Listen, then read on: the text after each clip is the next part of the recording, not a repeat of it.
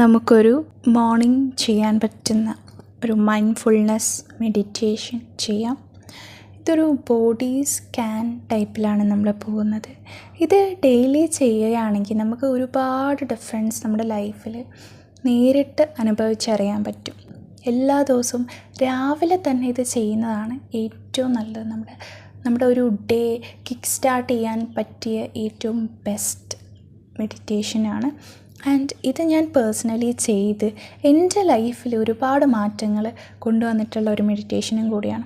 ഞാനെന്ന് പറഞ്ഞാൽ പേഴ്സണലി ഒരു ചെറിയ കാര്യത്തിന് പോലും പെട്ടെന്ന് വിഷമിക്കുന്നതും ഒന്നും അങ്ങോട്ട് നെഗറ്റിവിറ്റിയിൽ പെട്ടെന്ന് അങ്ങ് തളർന്നു പോകുന്ന ഒരാളായിരുന്നു.